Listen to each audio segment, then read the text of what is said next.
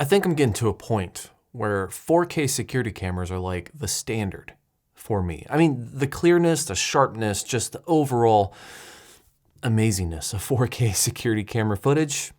I don't know. When I look back at 1080p cameras now, I just think, God, they suck.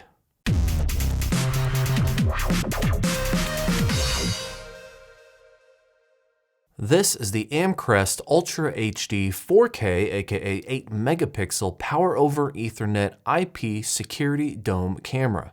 It has a resolution of 3840 by 2160 at 15 frames per second, although you can get higher frames if you go down to a lower resolution.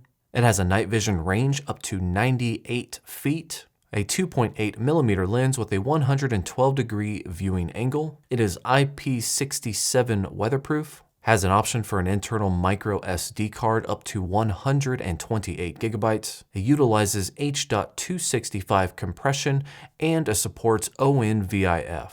And ONVIF is always the key when it comes to cameras. Having the open support for multiple platforms is just amazing. Now, Amcrest actually does have their own NVRs available to purchase at multiple channels. Some record 4K. I mean, there's different variations. In fact, they've even sent me one that I am testing right now. However, with this Amcrest dome camera, along with every other Amcrest camera that I've ever tested, they do support ONVIF, which means they hook right up to Blue Iris or iSpy or ZoneMinder or whatever it is that you want to use. Now, when it comes to the Amcrest cameras, they do have a fairly basic app design. It's not necessarily anything that I've ever been highly impressed by. It's just one of those things where they technically function, it technically works, but I much prefer using my Blue Iris software, the app on my phone that connects to my Blue Iris server. To me, it's just a better app overall. However, the Amcrest app is still there and it still does work. As far as setup goes with any Amcrest camera, all you have to do is launch the app, add a device, and you can point your phone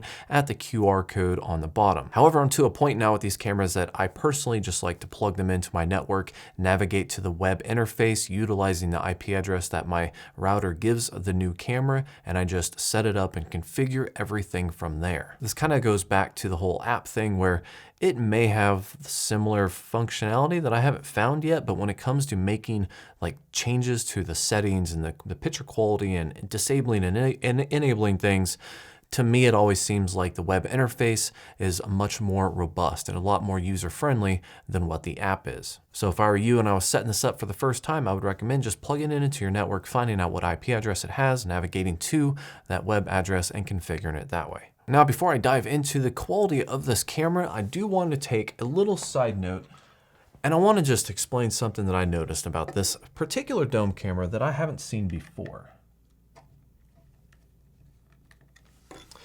Now, most dome cameras have the ability to tilt. I mean, you still have to position it once you put it up on a ceiling somewhere and you have to get the right angle. So most of them can do this, not a big deal. But the thing that I noticed right off the bat was the way that this is designed is that the entire head can rotate like this. I thought that was pretty cool. It gives you a little bit more freedom because you can install it and not have to worry about rotating the entire camera to just rotate the view just a little bit, which is something that I've experienced in the past before with other dome cameras. So not only can you rotate the entire body like that, but you can level it out by rotating just the lens.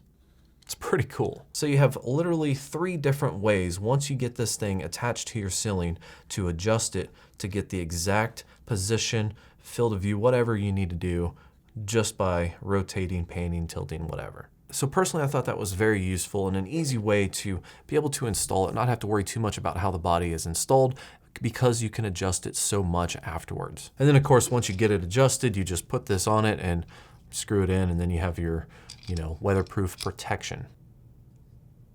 But now let's jump to the most important part of any of these cameras, and that is that quality. And boy, does it have some good quality. Now I use the same example for a lot of my cameras, but I'm walking from the end of my driveway all the way up till about, I would say, 10 feet away from the camera. Of course, I am going to blur out my street address across the street, but I can tell you that I can easily read the text. So I definitely needed to blur it out for this demo. And that's always kind of the first thing I check. It's like, how well can I read the street sign across the street? Because if I can read it really well, that means it's pretty good quality. If I can't read it at all, then the camera sucks. But of course, this thing is 4K, it's super clear, and it can read it with ease. But other than that, this was a cloudy day, so there wasn't a whole lot of warm light Either way, it still looked super sharp, super clear, and just overall great quality. Definitely impressed. I don't know if this shares the same sensor as the 4K bullet that they sent me, but in my opinion, it looks very similar. So I would have to say it probably does. I should probably look that up, but I think it does.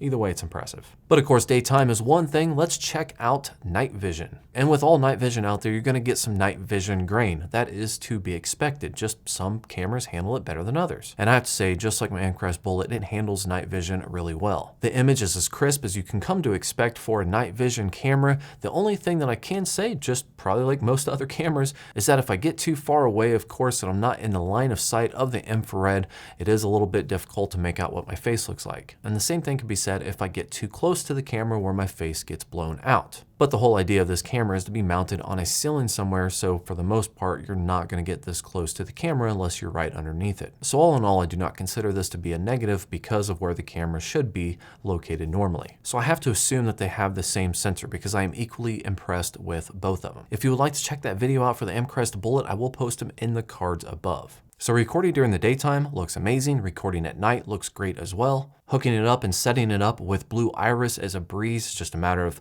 pointing it to the IP address, typing in the username and password, clicking inspect, and saving it. Or of course, if you wish, you can even utilize an Amcrest NVR if you want to buy like a whole package or a system or anything like that. But really though, I am reviewing the Amcrest NVR for an upcoming video. And I really do like the Blue Iris app for my iPhone way more than I like the Amcrest app. So maybe it's personal opinion, but I'll dive a little bit more into that video once I make it. So guys, it's easy to use, easy to install, easy to configure, and it looks great. Overall, definitely impressed with Amcrest cameras, and this camera is no exception. So thanks to Amcrest for sending this over for review. If you guys have any questions, comments, or concerns, post them in the comment section down below. As always, if you like my videos, like and subscribe, and have yourself a good day.